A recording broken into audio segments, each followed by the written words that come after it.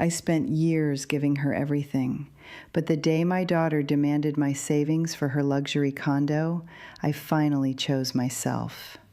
The realization landed like cold water. Kindness had been mistaken for weakness.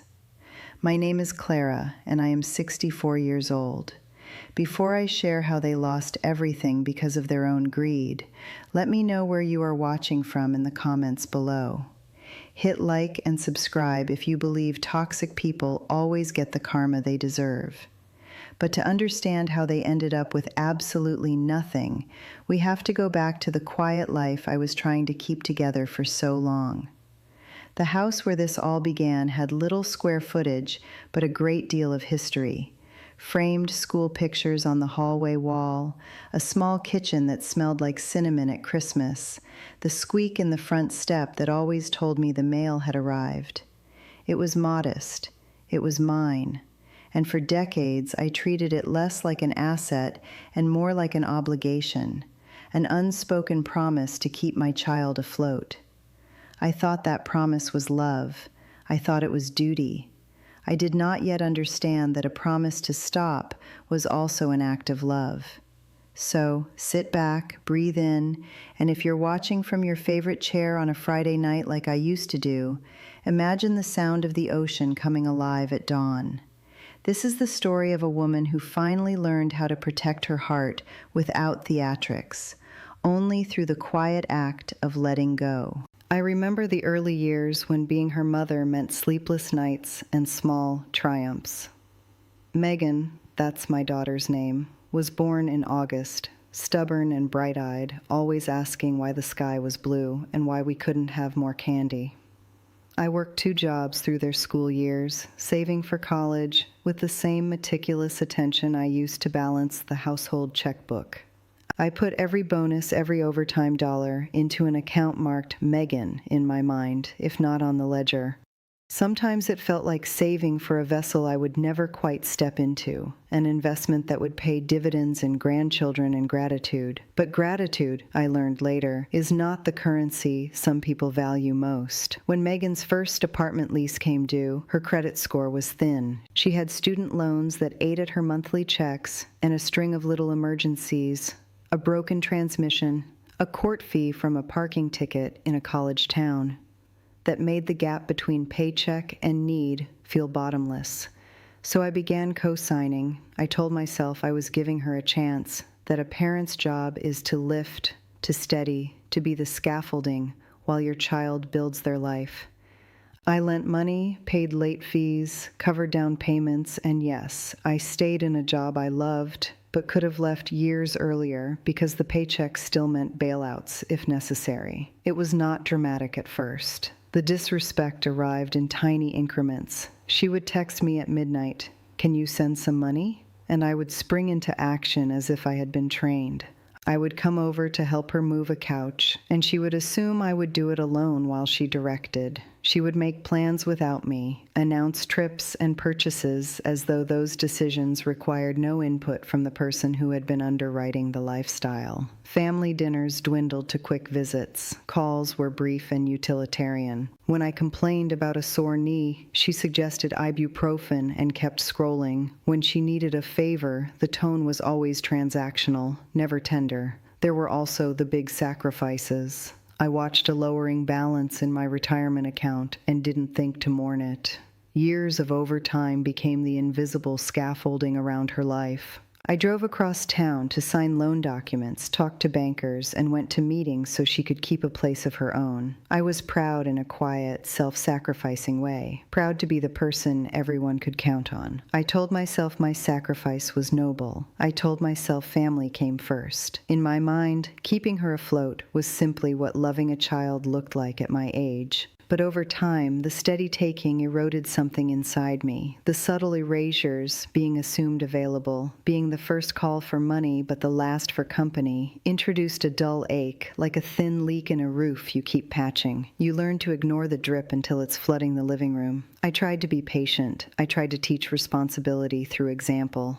I tried to model boundaries I had never been taught. But every boundary I set was tested, bent, and finally snapped by a single blunt demand. When she asked me to sell the house to finance a luxury condo downtown, that demand did not come as a shy request. It landed like a verdict. "It's simple, Mom," Megan said, leaning back on the chaise in my living room as if she owned the cushions. She wore the sort of confident, practiced inflection that sounded like a rehearsal. "You sell your house, I get my condo. You give me the difference between what it's worth and what I need, and we all move on. You could finally relax. You don't want this job forever."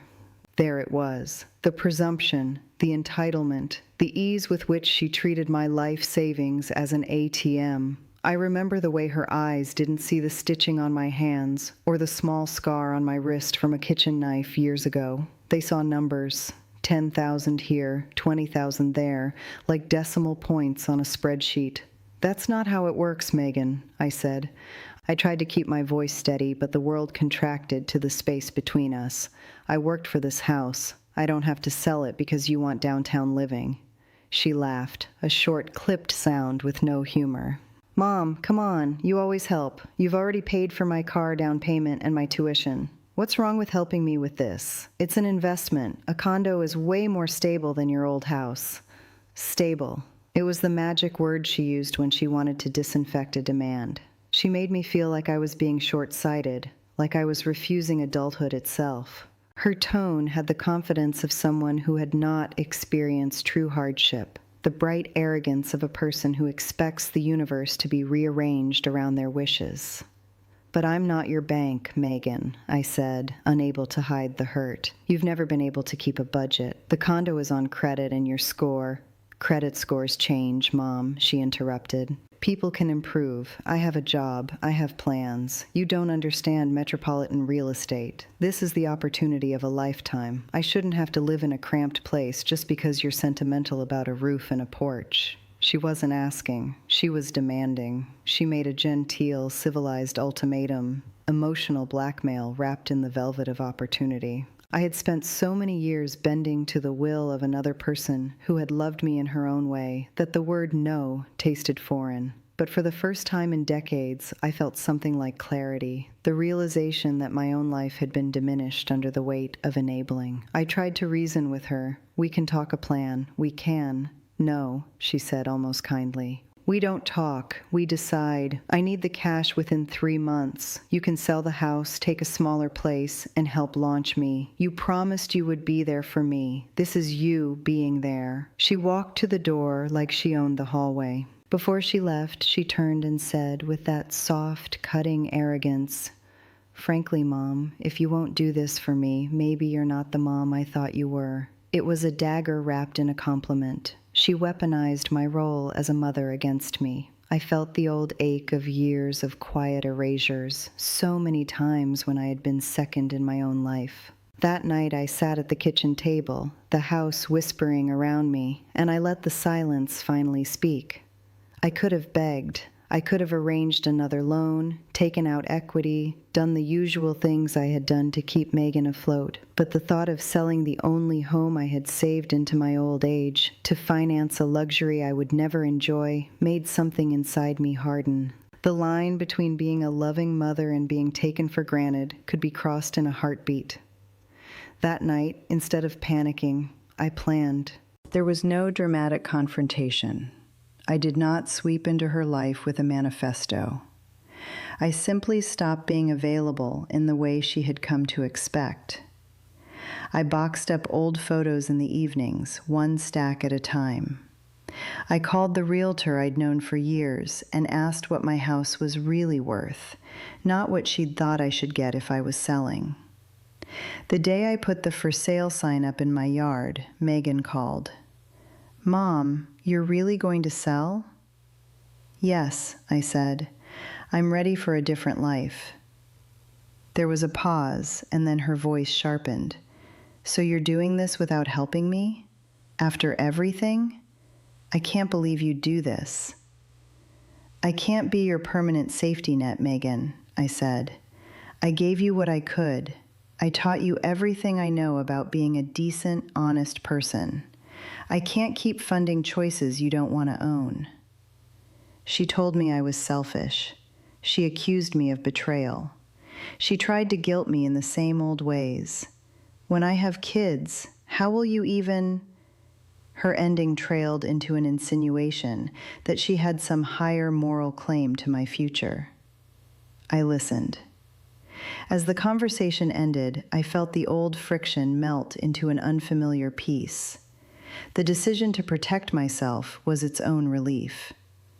I signed the papers with hands that remembered baking pies and balancing checkbooks and folding laundry. The realtor called me the day the closing completed. I had expected grief, nostalgia, perhaps a feeling of regret. Instead, the sale felt like a release. I sold the house for a fair price and did something the world expected I would not do. I used the proceeds to buy a small cottage by the ocean, a place with a sun-faded porch and sand that filled the cracks of the boardwalk like small secrets. No, it wasn't a luxury high-rise downtown. But for the first time since my daughter was a child, I had chosen for myself. I closed my bank account on the arrangements that had made me an invisible benefactor. I stopped answering the late-night texts that always started, "Mom, can you?" and tried instead to build a life that was not in service to someone else's endless needs. I did not cut her off with a dramatic letter or a public confrontation. I simply returned to the rhythms of my own life: walks at dawn, coffee on the porch, a small garden where I grew things for the joy of it. It felt like a crime to some people and like salvation to me. To be clear, I did not gloat. I did not revel in her eventual misfortune. I simply made a boundary. I had dismantled the scaffolding that had kept her afloat, not out of spite, but out of self-preservation. The change was quiet, formal, and irrevocable. I did not expect immediate fireworks. Karma, in the stories I had read, was often a slow, peculiar force. But life has a way of compounding decisions like interest. Within weeks, the first real consequence arrived like a mail carrier with bad news. Megan's downtown condo application was abruptly halted. The developer's financing assumed she had a strong credit profile. She did not. She had relied on my history of support to hide a messy financial past, unpaid medical bills, maxed credit cards, a car repo that had never been paid off, a prior eviction record from early in her 20s, all things I'd quietly mitigated when she needed a lifeline. Without me to vouch or cover, lenders saw what they always had: significant risk. Her mortgage pre-approval evaporated like fog in the sunlight. She called me the morning she found out. Panic rippled through her voice. "They said it's not going to happen," she said. "The bank pulled out. I don't know what to do." "I'm sorry, Megan," I said. "I was never the one to fix credit overnight. You have to work at this, call a credit counselor, make a plan."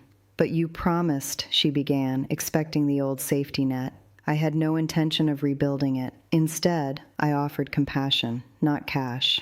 "I'll help you research credit counseling services," I said, "but I can't fund you." She hung up abruptly.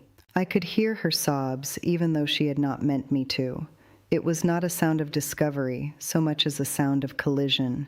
The world she had envisioned, glossy building, a doorman, space for brunch with friends, collapsed under the weight of facts she had never wanted to face. Her next crisis was more immediate. Without the condo, she tried to keep her apartment and the life she had built. Rent deadlines came like metronomes. Landlords are not heartless by principle. They are bound by ledgers. Overdue notices turned into an eviction notice when she could not produce the funds. This time, no bank or distant relative was there to sign on her behalf. The eviction was clinical and swift, and she called me from a city sidewalk as movers loaded her possessions into a truck. "I thought you'd help me with a loan," she said, voice raw. "I can't, Megan," I replied. "I won't be the solution to everything." And then the ripple effects spread. The roommate she had relied on found another apartment. The friends who had stood by with brunch and photos on Instagram drifted away as the chaos accumulated. Employers reviewing her application history saw gaps and notices. A small medical issue she had deferred, A toothache she joked about turned into an emergency when she couldn't keep a regular dentist. The list of practical, everyday collapses multiplied because there was no one to buffer the fall anymore. I watched from my new porch as the dominoes fell. There was no hiding, no sense in which I had orchestrated this outcome. Natural consequences, I thought, not satisfying so much as inevitable. I watered my small garden and felt the salt in the air. I did not celebrate her pain. I simply watched the architecture of her life reveal itself as brittle without the scaffolding. There were moments when I told myself I should feel guilty. After all, who likes to see their child struggle? But there is a difference between being supportive and being a repeated rescuer who removes the lesson. I had spent decades softening the edges of failure, and in doing so had allowed a pattern to become permanent. The absence of my rescue was the only way she could learn to patch her own roof. The collapse forced others to show their true colors. Men she had dated for convenience were gone when the utilities were turned off. Those who tolerated her debts only while she seemed solvent were gone when it became clear she couldn't meet them. The people who had woven into her life under the illusion of comfort undid their connections when the comfort disappeared. It was not my doing. It was the natural course of cause and effect. Greed and entitlement will often find their match in reality. Months later, as the first frost melted into the Atlantic breeze and the gulls began to argue over a crab shell, Megan came to the beach house. There was no dramatic entrance. She stood on my small front step, hands stuffed into the pockets of a jacket that had seen better days. Her hair was pulled back, her pupils bright with a kind of pleading I had only seen in children learning to ride a bike. "Mom," she said, voice small and raw, "I messed up." I invited her in because politeness is a habit. We sat in the living room. I noticed the tremor in her hands, the faint callus on her thumb from packing boxes. She told me everything in a rush: the condo collapse, the eviction, her attempts to rebuild her credit, the calls from businesses she had ignored for years. She told me she was ashamed. There was no glorious apology, no bowing, no tearful confessions in full. There were, at first, the small practical requests. "Can you help me with a deposit, just once? I need a place to start." "I don't have that kind of money anymore, Megan," I said. "The house sale paid for this cottage. I used the money to give my life some quiet and stability." She looked at me like she expected outrage. Instead, she found a calmness that unnerved her. "Please," she whispered.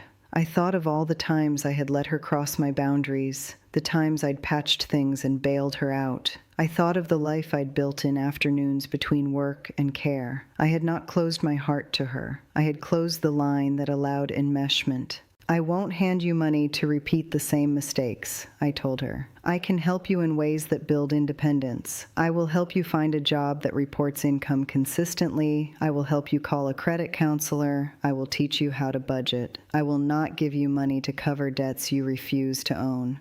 She wept then, not the theatrical kind, but a small, honest sob that comes from the raw place of facing your own reflection. "I thought you'd always be there," she said. "I thought so too," I replied. But forever is a long word when it's being used as an excuse. Her pleas evolved. There was a period of bargaining where she promised to change if only I would rescue her. There were half promises of therapy and budgeting classes and lists of steps she would take. I listened with compassion and with a therapist's pragmatism. Change is possible, but it is a long daily practice. I had learned the hard way that enabling does not create change. It perpetuates dependence. In the weeks that followed, she tried. Not everything was immediate or perfect.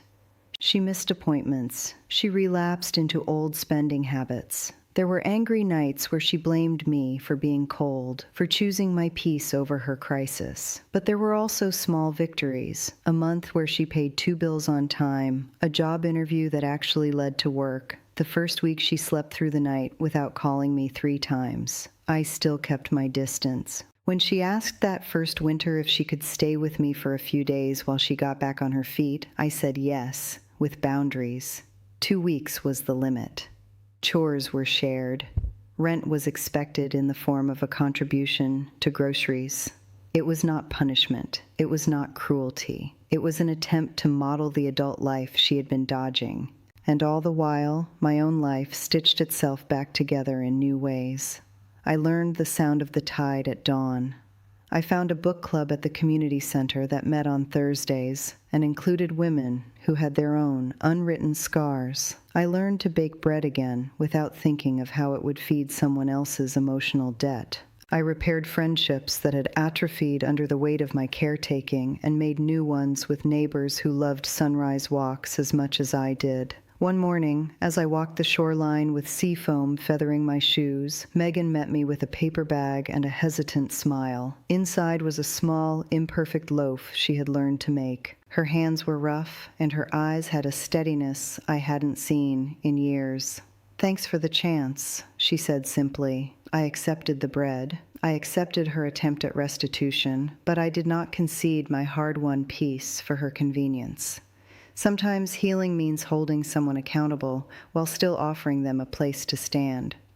My refusal to return to the old pattern was not vengeance. It was the only way I could protect myself and give her a real shot at building an adult life of her own. The ending of this chapter isn't dramatic. It's not a movie montage of reconciliations and miracle cures. It's the small, truthful things: a steady job, a slowly improving credit report, a few apologies that feel sincere because they're paired with action. It's the sound of my kettle boiling in the morning and the gulls arguing over breakfast. It's the knowledge that I did not save her from every stumble, but I did not abandon the possibility of her learning to stand. And when she came to me begging once more, not for money but for forgiveness, I gave her what she needed most: boundaries, support for rebuilding, and the cold, final clarity that I would not return to being her rescuer. I forgave in the sense that I let go of bitterness, but I refused to forget the lessons that had been taught to both of us by the consequences of our choices. On my porch, sipping chamomile as the day crested like a small, bright promise, I watch the ocean and breathe. My life is not empty of love. It is full of a different kind, a quieter, more reciprocal kind. I allowed myself to be loved as an equal, not an endless resource. The revenge that some people dream of, vindictive and theatrical, never satisfied me. What satisfied me was the dignity of choosing myself and the slow, inevitable unfolding of natural consequence that taught my daughter what money could not. So if you are a woman who has given and given until you are hollow, hear this. Saying no is not cruelty, it is preservation. Setting a boundary can be an act of love, for yourself, and in time, for the person who must learn to stand without you. This is my story.